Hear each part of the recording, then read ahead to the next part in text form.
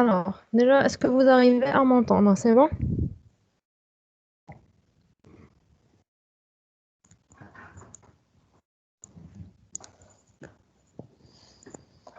Alors, désolé, c'est problème informatique. Voilà. Donc, aujourd'hui, nous allons voir la structure générale des cellules prokaryotes ou encore des bactéries. Alors, premièrement, des rappels. Donc, ce qu'on avait vu hier, une bactérie, c'est un être unicellulaire prokaryote de petite taille, de morphologie variable, qui présente des caractéristiques propres.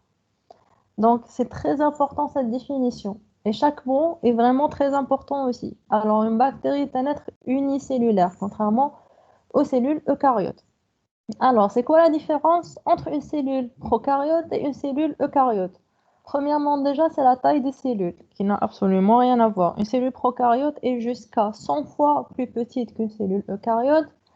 Les prokaryotes ne possèdent pas, pardon, une enveloppe nucléaire. L'enveloppe nucléaire, si vous vous rappelez, c'est la membrane enfin la membrane qui entoure tout ce qui est matériel génétique. Donc chez les prokaryotes, et on va voir pourquoi, cette enveloppe, elle est absente, contrairement chez les eucaryotes.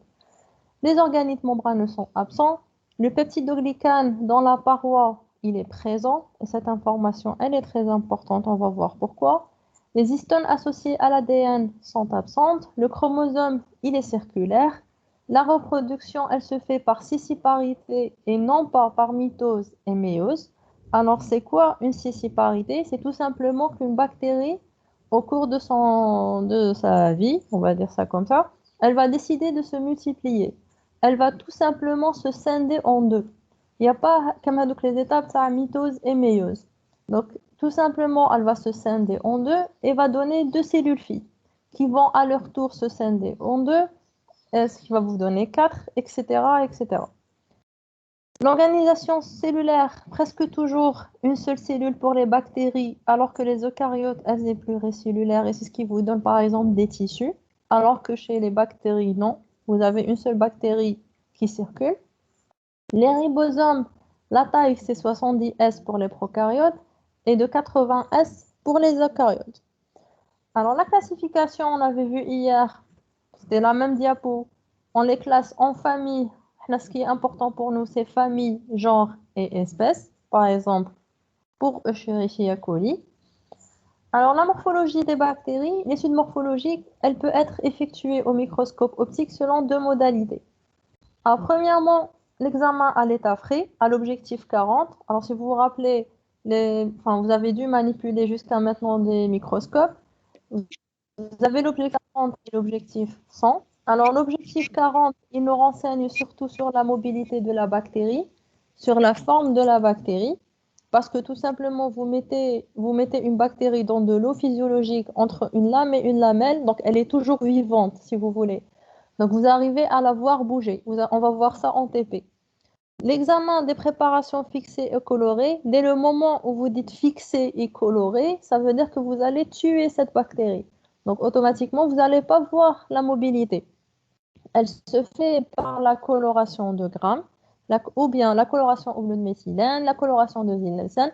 Au fait, vous pouvez colorer avec tout ce que vous voulez. Mais chaque colorant, il a son indication. D'accord? On va voir que chaque coloration, elle a son indication parce que tout simplement, elle va nous renseigner sur des caractères de la bactérie qui vont nous permettre de l'identifier. Voilà. Donc sur cette diapo, c'est ce que vous verrez de toute façon en TP. Ce sont des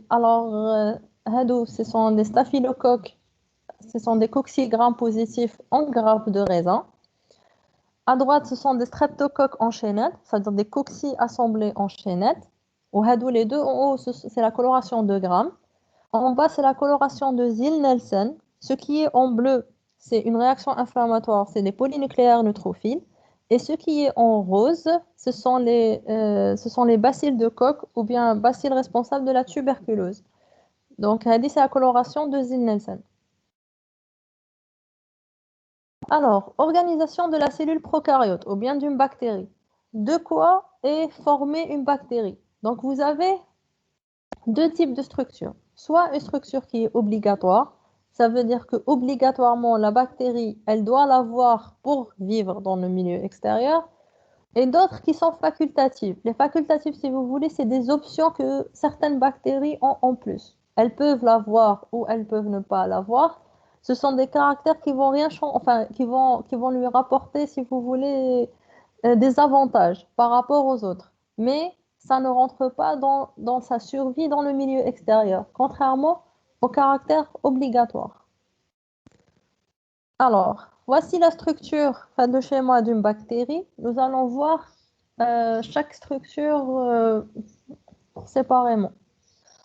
On va commencer par les éléments obligatoires. Donc, je répète, les éléments obligatoires, ce sont les éléments d'une bactérie sans lesquels elle ne pourra pas survivre.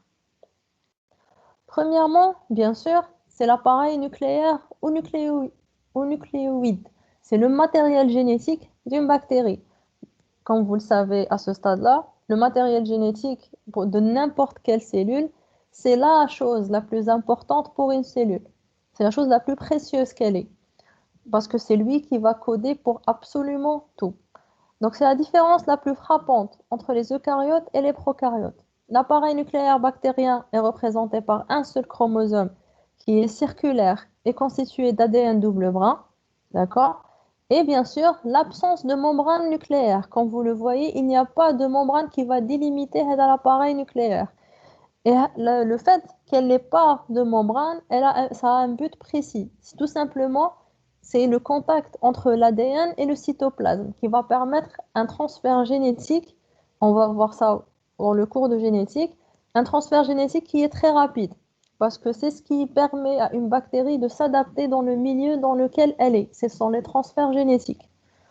Donc, le fait que l'appareil nucléaire ne soit pas compact, qu'il soit un peu ouvert, qu'il n'y ait pas de membrane nucléaire, ça permet les échanges enfin, génétiques entre les différentes bactéries. Donc, voilà.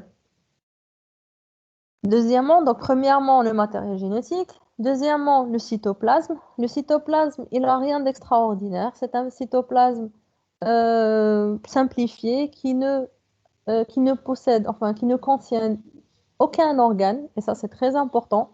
Les bactéries ne possèdent ni mitochondries, ni chloroplaste, ni appareil de Golgi.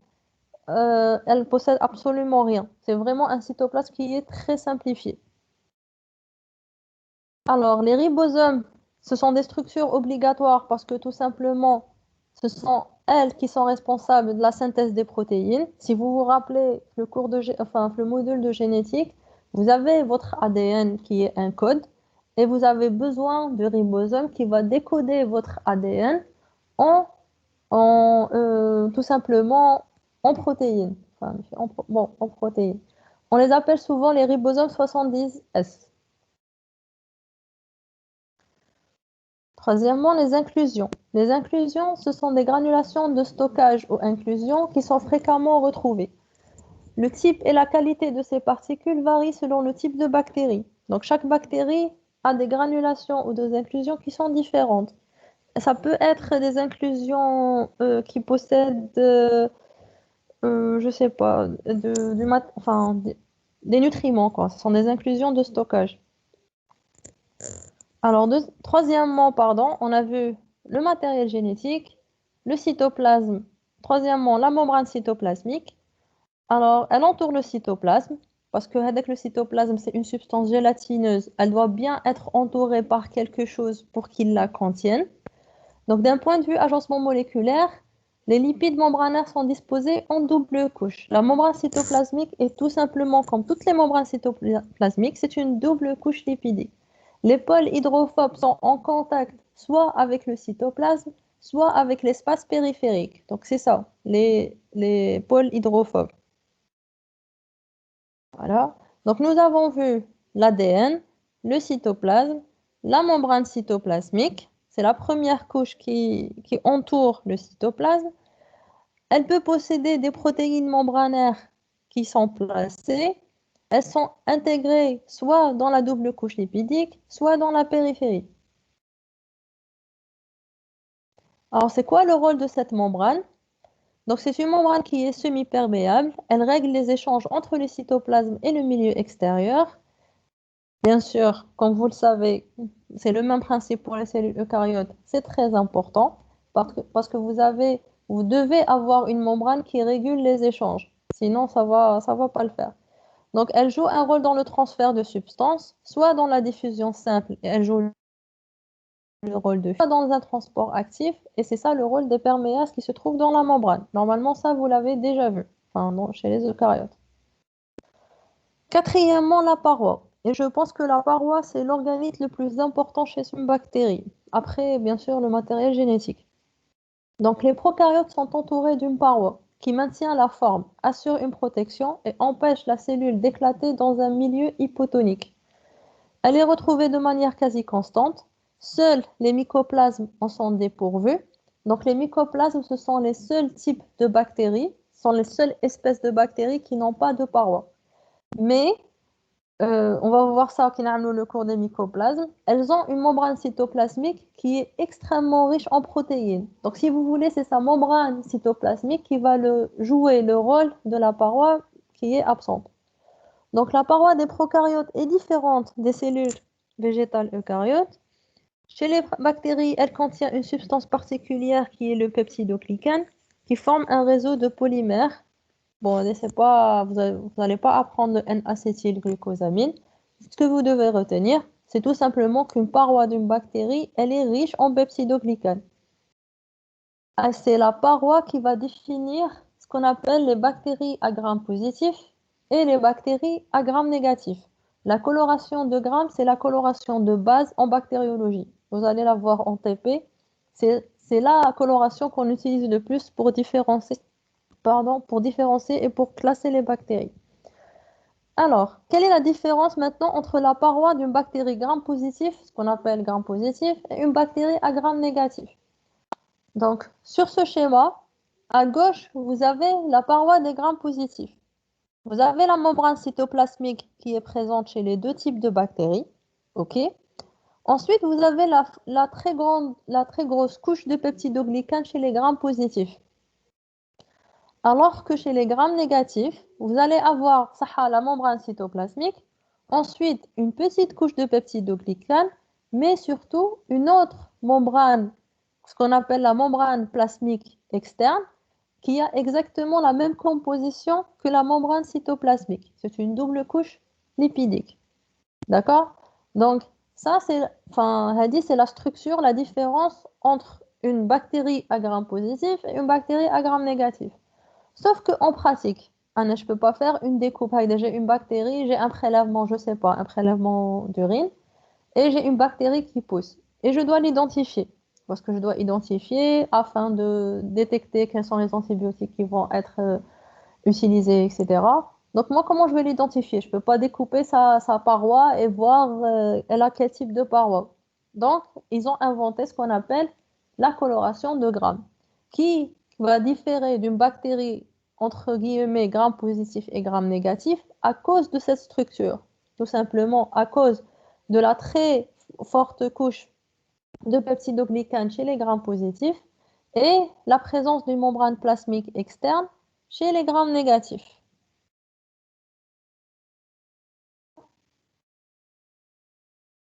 Ouais. Alors, c'est quoi la coloration des grammes? Je reprends mon exemple de, je reprends mon exemple enfin, d'infection urinaire chez une personne lambda. Donc, j'ai une bactérie qui va pousser. Je vais essayer d'identifier la bactérie. Donc, qu'est-ce que je fais? Je prends une lame au laboratoire, une lame, une lame d'objectif, sous microscope. Je mets une goutte d'eau physiologique, je prends une colonie de bactéries et je l'écrase dessus. À ce stade-là, je ne sais pas la bactérie c'est quoi. Je suis en train de ce qu'on appelle l'identifier. Et je vais lui faire une coloration de Gram. Donc, ne vous inquiétez pas, on va voir ça en TP. Donc, au début de la coloration, les bactéries, bien sûr, si je les mets sous le microscope, elles sont incolores. Je ne vois absolument rien. Donc, on est bien d'accord. On va mettre dessus ce qu'on appelle le violet de gentiane ou le cristal violet. C'est un colorant. Et là, vous avez fait ça en biologie végétale, genre enfin, en pharmacognosie et en bio-végétal. Rien de nouveau, les colorants. C'est un colorant qui va colorer la bactérie. Enfin, il va colorer le cytoplasme de la bactérie, comme sur la photo. Puisque le colorant, le violet de gentiane, il est violet. Donc, automatiquement, fin de la photo, enfin, fin de l'exemple sur la diapo, vous avez des coccis et des bacilles. C'est des bactéries qui sont rondes et des bactéries qui sont bacillaires. Donc, maintenant, on va dire qu'on a deux types de bactéries. Donc, au bout de 60 secondes de coloration de violet gentiane, je vais avoir toutes les bactéries, qu'elles soient gram-positifs ou gram-négatifs, qui vont se colorer en violet, parce que le violet va s'introduire à l'intérieur du cytoplasme de la bactérie. OK. Ensuite, je rince. Je mets ce qu'on appelle un fixateur de colorant, qui est le Lugol. Le fixateur de colorant, il va tout simplement fixer le violet de gentiane à l'intérieur du cytoplasme de la bactérie. Donc, après cette étape, j'ai toujours la même chose. Gram positif, gram négatif, elles sont toutes colorées en violet. OK. Maintenant, c'est l'étape la plus importante. C'est l'étape de la décoloration. Alors, l'étape de la décoloration, c'est celle qui va faire la différence entre un gramme positif et un gramme négatif. Alors, je mets de l'alcool, qui est l'éthanol, sur le frottis que j'ai fait.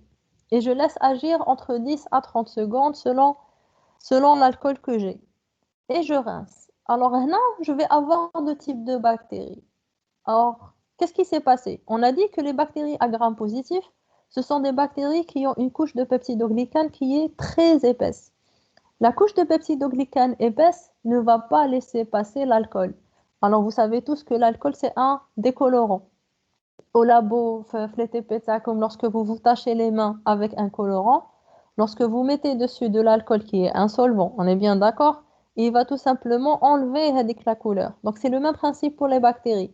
Chez les grammes négatifs qui ont une très fine couche de peptidoglycane, si vous vous rappelez, avec la diapo, une faible couche de peptidoglycane, alors l'alcool, il va réussir à pénétrer à l'intérieur du cytoplasme de la bactérie et il va la décolorer. C'est ce qu'on voit dans la photo, ce sont les bacilles, d'où les bâtonnets, ils se sont décolorés. Alors que les grammes positifs, eux, ils ont une très épaisse couche de peptidoglycane, donc l'alcool ne va pas rentrer à l'intérieur, donc tout simplement, il ne va pas décolorer le cytoplasme de cette bactérie. La dernière étape, c'est la contre-coloration.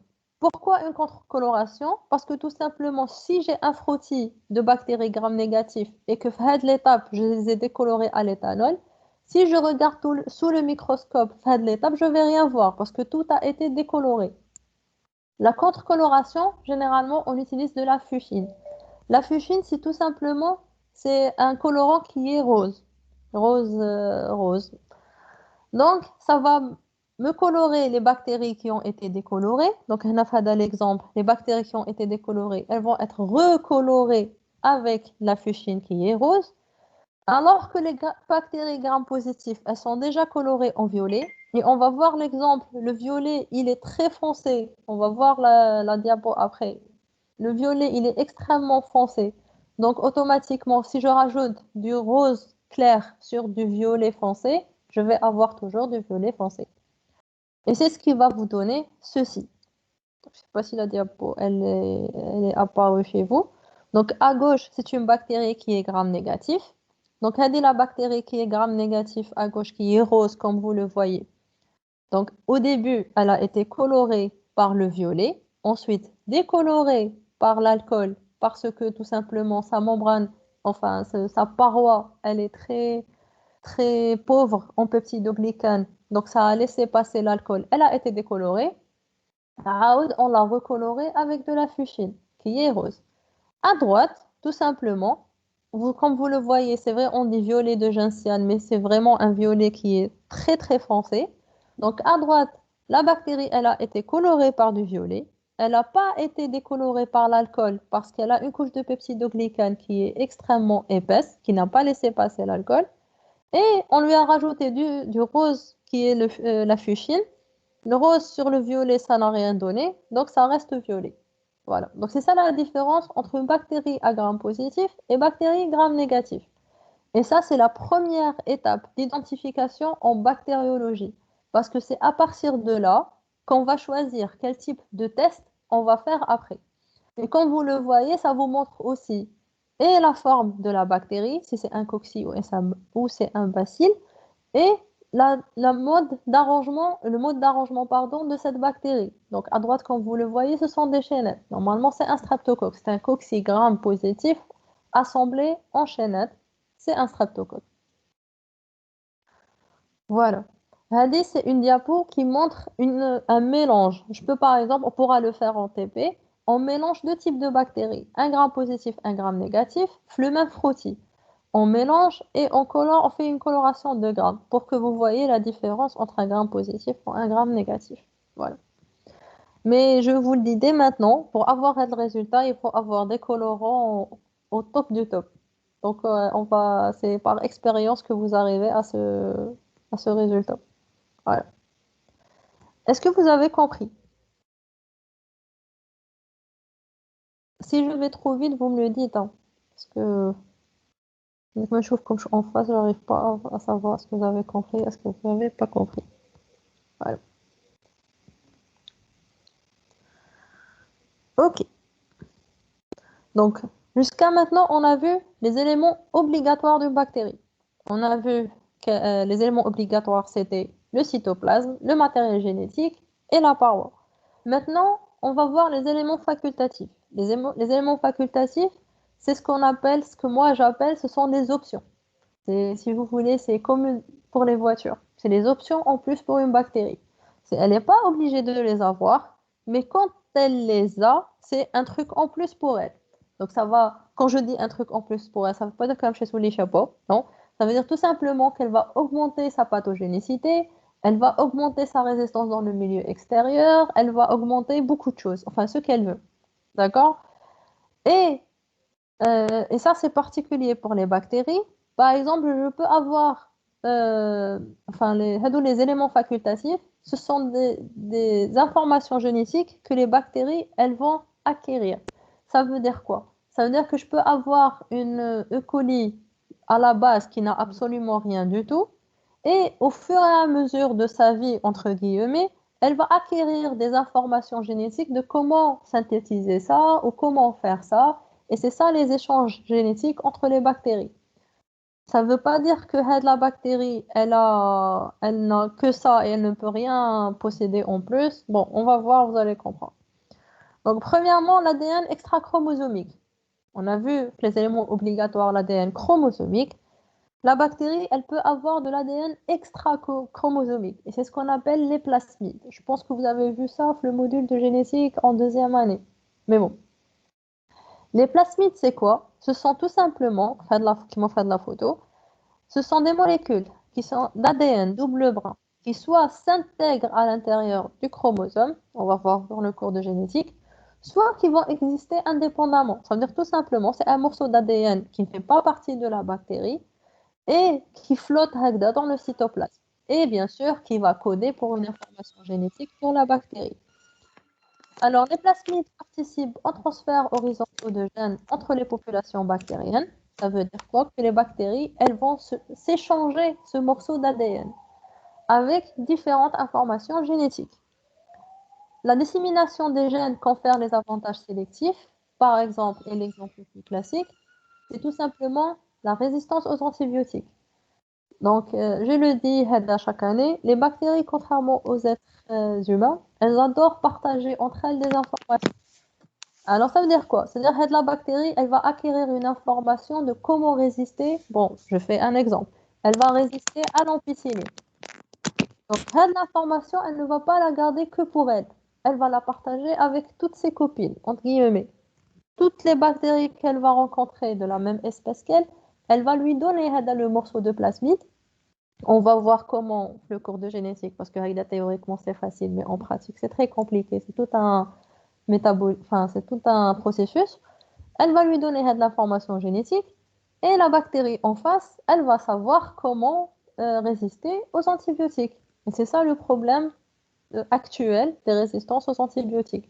C'est qu'une bactérie qui arrive à résister à tel ou tel antibiotique ou antiseptique, elle ne va pas garder cette info pour elle. Elle va le donner à tout le monde. Et ça va vous donner, à partir d'une bactérie résistante, vous allez avoir 1 million de bactéries résistantes. Deuxièmement, les composants externes à la paroi cellulaire. Donc les bactéries, elles ont une variété de structures localisées à l'extérieur de la paroi. Donc on avait vu tout à l'heure que la paroi, c'était la deuxième couche d'une bactérie. On va voir qu'il y a encore d'autres couches qui peuvent suivre. Elles ne sont pas obligatoires, contrairement à la paroi, mais une bactérie, elle peut les avoir.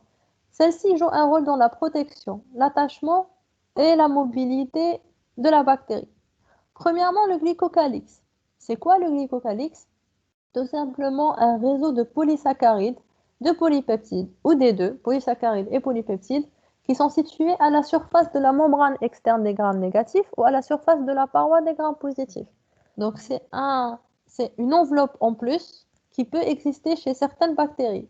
On peut avoir deux catégories, soit les capsules, soit les slimes. Alors, c'est quoi une capsule? C'est un matériel fibreux plus ou moins épais, présentant la surface externe libre et nettement définie.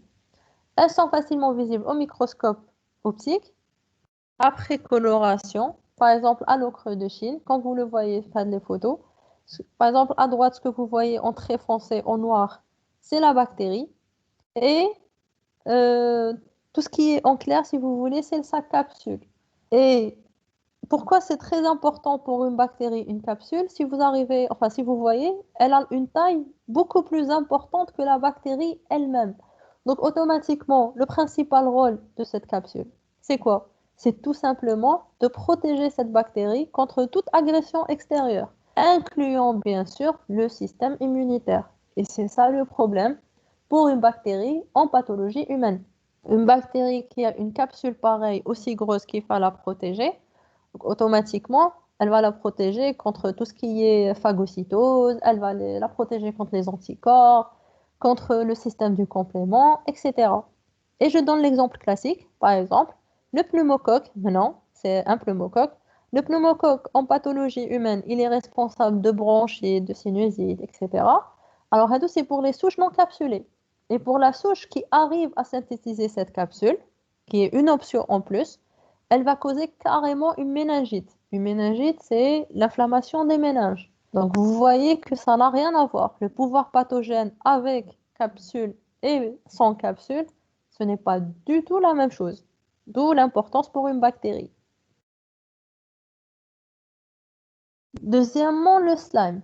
Donc le slime, c'est à peu près la même chose que la capsule, sauf que la capsule, c'est une entité qui est rigide, et le slime, c'est un truc qui est visqueux. D'accord?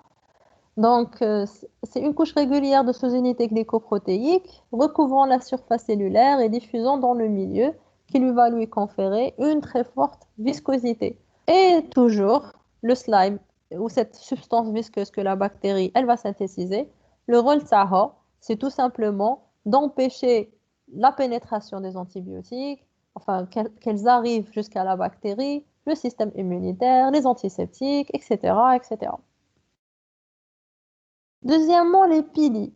Les pili ou fibriers. Vous avez premièrement les fibriers ou pili communs. Ils sont présents parfois par centaines et permettent aux bactéries d'adhérer à des surfaces telles que les rochers de rivière, et c'est pour les bactéries de l'environnement, mais surtout en pathologie humaine, ce sont les tissus hôtes. Alors par exemple, on a à droite E. coli. E. coli, les E. coli qui arrivent à synthétiser les pili, ben, elles arrivent à remonter l'arbre urinaire jusqu'à la vessie, si vous voulez, contre-courant. Alors imaginez, elle va remonter tout l'urètre jusqu'à la vessie qui est normalement un organe stérile et elle va causer une infection urinaire. Alors que les E. coli qui n'ont pas les pili, si vous voulez, c'est comme des crochets qui vont s'attacher aux différents tissus et remonter. Vous pouvez l'imaginer dans vos têtes, c'est exactement ça. Donc, c'est un crochet qui va s'accrocher et remonter l'arbre urinaire jusqu'à la vessie. Et s'il n'y a pas de traitement antibiotique, elle peut remonter grâce à ces pili jusqu'au rein et causer des pyélonéphrite. C'est pour ça que les E. coli avec pili, elles sont responsables d'infections urinaires. Les E. coli qui n'ont pas de pili, elles n'arrivent pas à remonter l'arbre urinaire, elles ne causent pas d'infection urinaire. Voilà. Les pilules sexuelles, ce sont, si vous voulez, c'est comme des tunnels entre deux bactéries par lesquels il y a un transfert de matériel génétique. C'est un tunnel qui va se former entre deux bactéries, bien sûr, de la même espèce, qui va permettre à une bactérie de faire passer avec le morceau de plasmide qu'on a vu tout à l'heure, l'ADN extra-chromosomique, par ce tunnel vers une autre bactérie. Voilà. C'est ce qu'on appelle la conjugaison. On va voir ça dans le cours de génétique. Les flagelles. Alors, les flagelles, c'est tout simplement les structures que vous voyez sur une bactérie qui vont lui permettre tout simplement une mobilité très facile dans n'importe quel liquide.